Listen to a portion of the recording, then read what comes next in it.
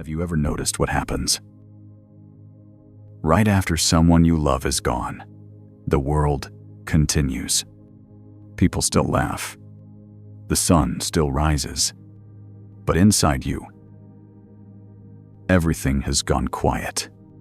It feels like the ground has disappeared beneath your feet, like the air has been pulled from the room. You're still breathing, but not really alive. This is grief. Not just sadness. Not just missing someone.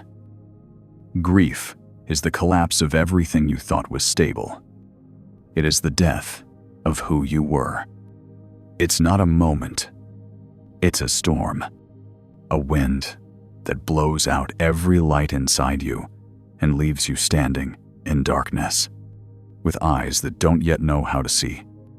Carl Jung believed that the most important experiences in life do not ask for permission. They choose us. And grief is one of them.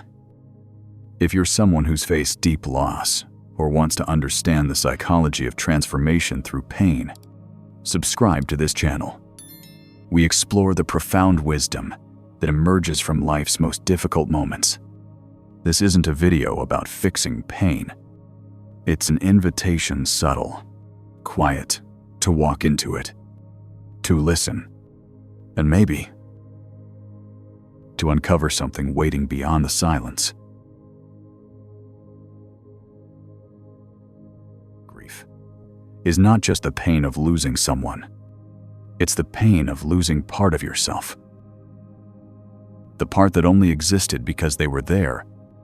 Their presence shaped how you saw the world, how you understood safety, love, identity. And when they're gone, it's not just the relationship that ends. It's who you were within it that begins to unravel. Carl Jung saw this clearly. To him, death was never just an ending. It was a profound symbolic rupture, a sacred breaking point that strips away illusions and forces the soul into motion. When we grieve, we don't just feel sadness. We experience a psychic earthquake. The ground that once felt stable, the beliefs, habits, even parts of our personality, all begin to shift or collapse. You may feel like the walls inside you are crumbling. That's not imagination.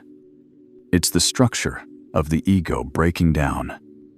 And that's where grief begins its real work. Because in many cases, the one you lost was more than a person. They were a symbol, a foundation. They may have represented protection, or purpose, or even your sense of the future. And when that symbol is taken from you, the mind doesn't just mourn, it loses orientation. You are not just in pain. You are disoriented, spiritually dislocated. Jung called this the threshold of transformation, a moment where the soul has no choice but to change, not through willpower, but through necessity. And this is where the deeper function of grief begins. It's not here to destroy you. It's here to reorganize you, not in your old image, but into something more real. But only if you let it. Our culture doesn't make this easy. We're told to stay strong, move forward, get over it. We're encouraged to keep functioning, to distract ourselves, to bounce back. But here's the truth. Grief is not a detour from life. It is life. In its rawest, most honest form. It's not something to fix. It's something to feel. And feeling it fully is not weakness. It's transformation in motion.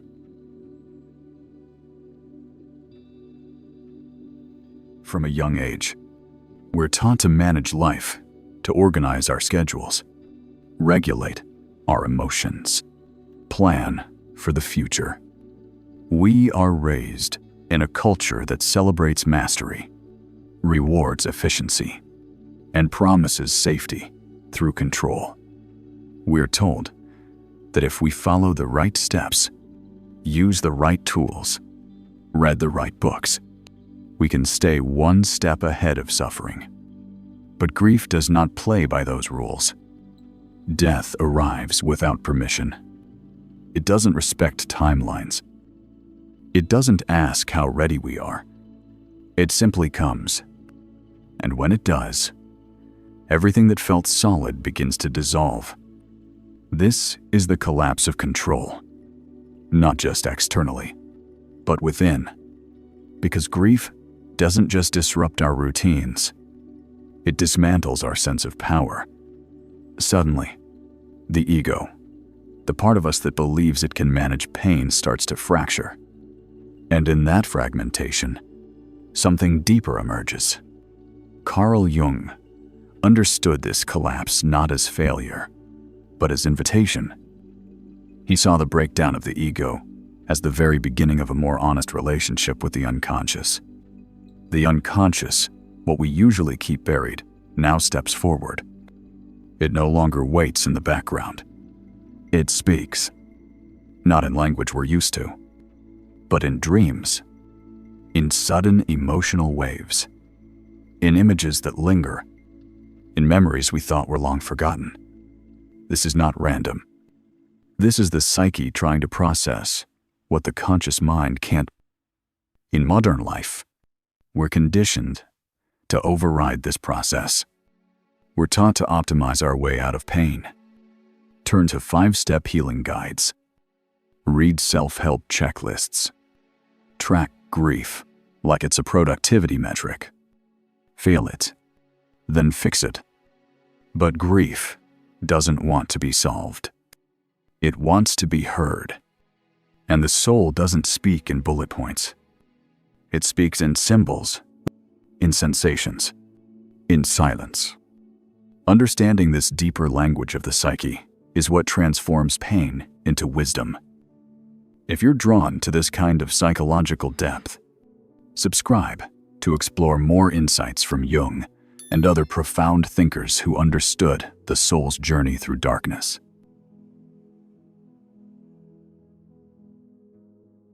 When grief takes hold of us, waking life can feel hollow. What used to feel real loses color. Time stretches. Meaning dissolves. But while the conscious mind struggles to make sense of the pain, the unconscious begins to speak in dreams. Carl Jung believed that dreams are not random noise from a tired brain. They are structured messages, symbols carefully selected by the psyche to express what words cannot. And when we are grieving, those messages intensify. We begin to dream more vividly, more strangely. We see faces we thought we had forgotten. We hear voices that never spoke while they were alive. We walk through landscapes that feel both familiar and foreign. These are not hallucinations. They are symbolic transmissions, not from the outside, but from the deeper layers within.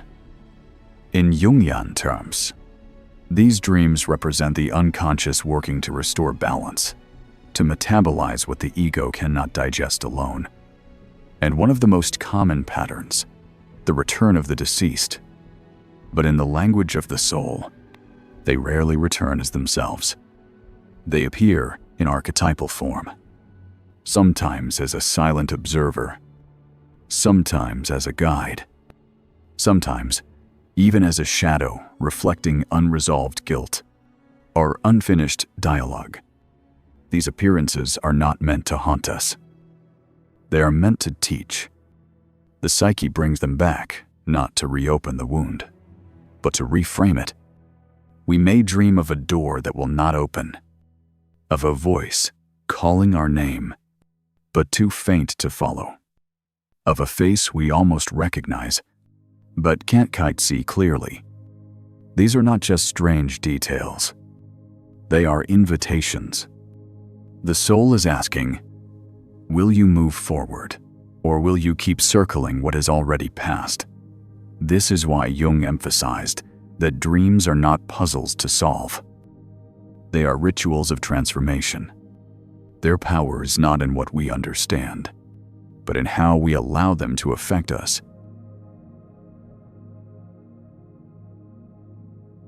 Grief has a way of stripping everything down. It doesn't just take the person. It takes the illusions we built around them, the routines, the stories, the parts of ourselves we kept hidden, even from our own awareness. And in the stillness that follows loss, something else begins to rise, something we may not expect and often don't want to face. The shadow. In Jungian psychology, the shadow is everything we reject in ourselves. Not because it's evil, but because we were taught, somewhere along the way, that it was unacceptable. Anger, guilt, jealousy, regret, even moments of relief when someone passes. These are the emotions we're not supposed to feel, especially in grief. We think grief should look noble, quiet, composed, but real grief is messy. It breaks form. It throws open the hidden drawers of the psyche and spills the contents across the floor. Suddenly, we find ourselves angry at the person who died, or ashamed of the things we never said. We envy others who still have their loved ones. We question our own worth. And when this happens, the shadow is not attacking us. It's introducing itself. Grief pulls back the curtain and reveals a room in the mind that we may have never dared to enter. But now, there's no turning away. This confrontation with our hidden selves is where real transformation begins. If you're ready to explore the deeper aspects of psychology and personal growth through life's challenges, subscribe for more insights that don't shy away from the difficult truths. Grief doesn't just break your heart. It breaks the structure that held your identity together. The version of you that once stood confidently in the world no longer fits. It begins to dissolve quietly, painfully, until all that remains is a silence you can't explain. But from that silence, something ancient stirs. Not the old self, reaching to be resurrected, but something more real, more raw, more honest. Carl Jung believed that deep grief could initiate a process of spiritual rebirth, not through denial, not through distraction, but by entering the sorrow fully, allowing it to wash over you, not to drown you, but to carve new space inside you. Grief becomes the fire that burns away illusion, leaving only truth. This transformation doesn't arrive like a lightning strike. It's not clean. It's not quick. It's a slow, sacred unraveling, a dismantling of the performance, the expectations, the identity built on who you thought you had to be. And it begins with one subtle shift. The moment you stop asking, "How do I get my old life back?" and instead whisper, "What is this moment asking of me now?" Picture a gardener standing in the quiet aftermath of a devastating storm. The garden has been wrecked. The familiar plants are gone. Roots ripped from the earth. What remains is not what once was, but what is. Yet something has changed. The soil has been stirred, turned over, softened. It holds a new richness now, not because of what was lost, but because of what was felt. The gardener doesn't try to replant the same flowers. They don't pretend the storm never came. They kneel down, place their hands in the broken earth, and listen. They listen to what the land has become, and from that listening, they plant something new, something truer. That's how rebirth really works. It doesn't copy the past. It responds to the present. It's not about getting back to normal. It's about building a life that's more aligned with who you are now, after the loss, after the collapse, after the fire. Pain doesn't vanish. It changes form. It becomes awareness. It becomes humility. It becomes the kind of strength that doesn't need to prove itself anymore. Sometimes, the most powerful thing you can offer is your presence. Not advice, not a solution, just your presence. You do not need to fix someone's pain. You do not need to say the perfect thing. In truth, there are no perfect words, only honest ones. When someone you love is unraveling, do not rush to close the wound. Do not pull them out of the dark too soon. Instead, become the quiet in their storm, the steady hand that does not flinch, the silence that tells them I am not leaving. Grief is a solitary rite of passage, but real presence that grounded, patient witnessing is a gift beyond measure. To sit with someone in their sorrow without shrinking away is to honor the soul at its most sacred threshold. If these insights into the psychology of grief and transformation resonate with you, subscribe to join a community that explores the profound wisdom hidden within life's most challenging moments. Because understanding these deeper patterns of human experience can transform not just how we heal, but how we help others heal. If you are grieving or have grieved, share your story in the comments. You never know, your words might be the exact presence someone else needs right now. Because in the end, we don't heal alone. We heal beside each other. One silent act of love at a time.